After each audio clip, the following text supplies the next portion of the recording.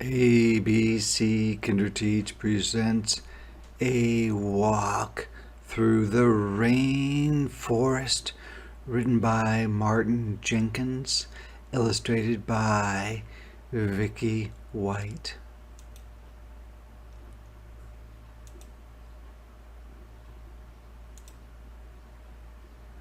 Tropical rainforests are amazing places.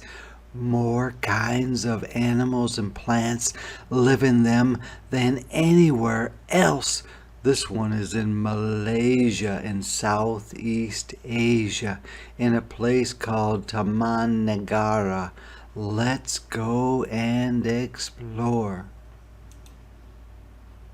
What's it like in here? Hot and sticky and pretty dark. Where are all the animals?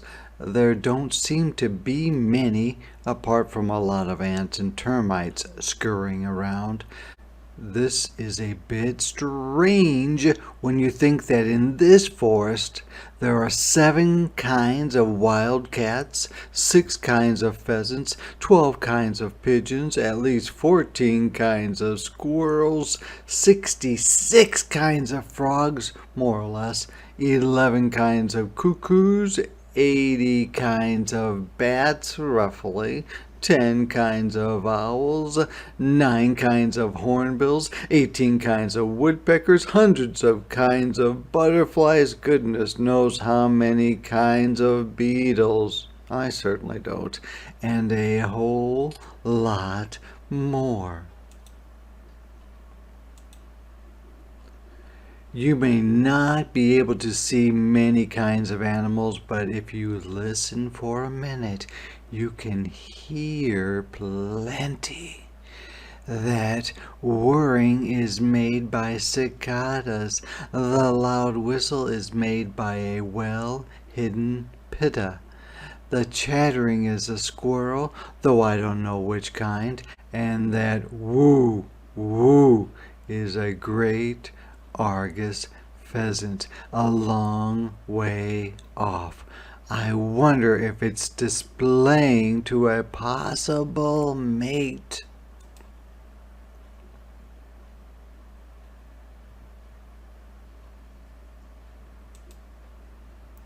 So many animals all out of sight, but there are some wonderful things right in front of us. Can you guess? I'm talking about the trees. They're the biggest and the oldest here. There are tons of different kinds. This one is called a tualang. It must be 200 feet, 60 meters, tall and hundreds of years old. But if you look around carefully, you might notice something a bit strange. All the trees here are big and old. There are no small young ones. There are, however, small plants growing, mosses and ferns, sprawling palms called rotans, wild gingers and arum lilies with dark, shiny leaves and weird flowers. But these won't grow into rainforest trees. Eventually the big trees will die. They could be struck by lightning or be blown down in a storm or get a disease. But if there aren't any young trees growing around here to take their place, how will the forest continue to live? Let's walk on to see if we can find some clues. Here's a giant fig tree with lots of fruit on it. Now, we can see some animals. They've come to feed on the fruit. Those large birds are great hornbills. And there's a family of gibbons and some fruit doves, too. That little bird with a big bill, I think that's a red-crowned barbet. All of them here to feast, and there'll be others coming at night.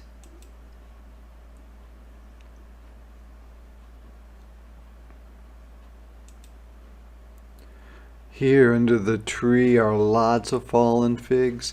There are hoof prints too, made by wild pigs. They love fruit but have to wait for it to fall to the ground before they can get to it. Some of the figs have burst open. Butterflies are feeding on the sugary juices. Inside the figs are hundreds of tiny seeds. Any one of those could grow into a giant fig tree if it sprouted. Not here, though. It's too dark. Like most forest trees, fig tree seedlings need lots of light to grow well. That's why there aren't any small trees around. So where do they grow? Let's walk a little farther to see if we can find out. What's this? Some enormous footprints and a big pile of dung. The poop's so warm, which means whatever animal made it was here only recently. It might be just ahead of us.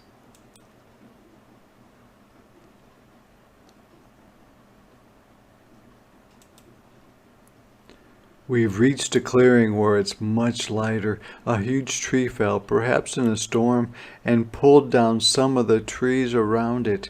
Their tops would have been all tangled together with vines. And there are young trees everywhere. This is where they grow, in gaps in the forest where sunlight reaches all the way down to the ground. Each tree grew from a seed, but there aren't any trees with fruit nearby, so how did the seeds get here in the first place? Look over there, hornbills. They might be the same ones we saw at the fig tree. Oh, I think one of them just pooped. And here's another pile of elephant dung. And I think that pile is from a wild pig. There's quite a lot of poop, isn't there? Let's take a closer look at some.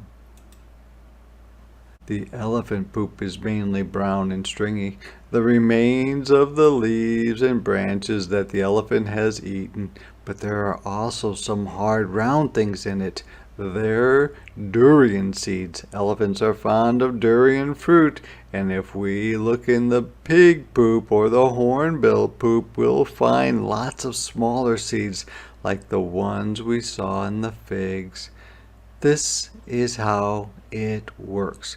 Many trees, like figs and durians, make tasty, sugary fruit that attracts animals, which eat the fruit along with the seeds. When the animals poop, with luck, they'll poop out some seeds somewhere good to grow.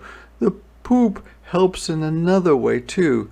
Tree seedlings don't just need light. They need chemicals called nutrients that they take in through their roots. Often there aren't many nutrients in rainforest soil, but there's plenty in poop. So when a seed sprouts where an animal has pooped, it should find itself with a healthy supply of nutrients to give it a good start in life. Of course, it doesn't always work that way. Some animals, like parrots and squirrels, often chew up and destroy seeds instead of pooping them out whole. Some trees make seeds that are blown around by the wind. They don't need animals to carry their seeds, so they don't make any tasty fruit. And some trees have seeds that sprout into seedlings that can survive in dark places for years until the trees above them fall down and make a clearing. Whatever kinds of seeds a tree makes, hardly any will grow into big trees. They'll rot or get chewed or end up in difficult places to grow. To make up for this, each tree produces huge numbers of seeds. With luck, some seeds will find themselves in a clearing like this, and a few of those will grow into saplings and then into full-grown trees. Eventually, in 30 or 40 years, this won't be a clearing anymore.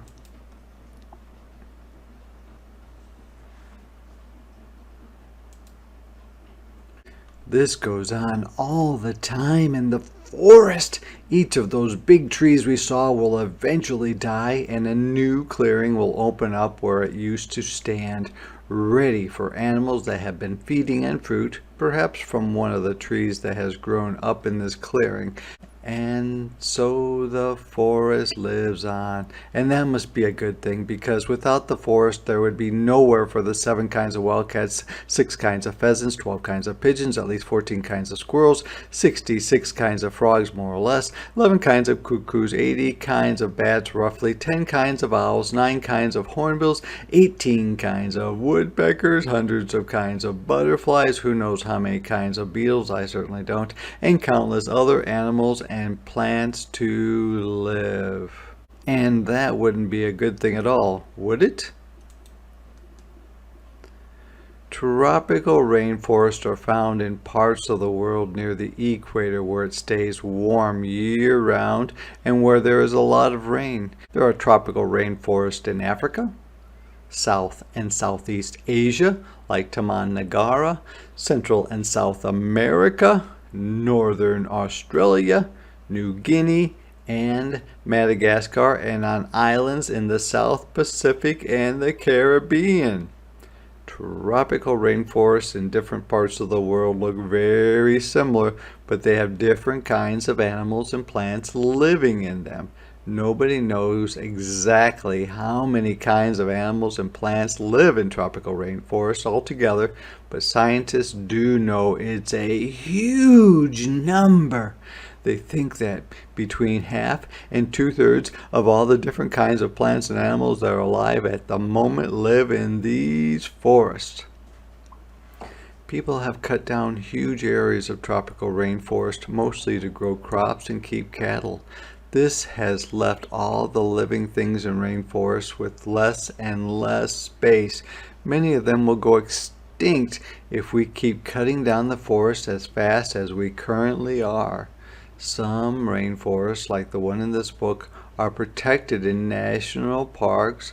Taman Negara means national park in Malay, but not enough of them to make sure that all living things found in rainforests will be safe. So many different kinds of animals live in Taman Negara that we couldn't possibly fit them all into this book, but we did include a lot. Did you spot them?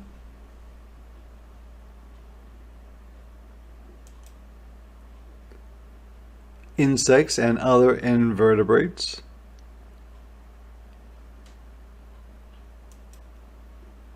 mammals,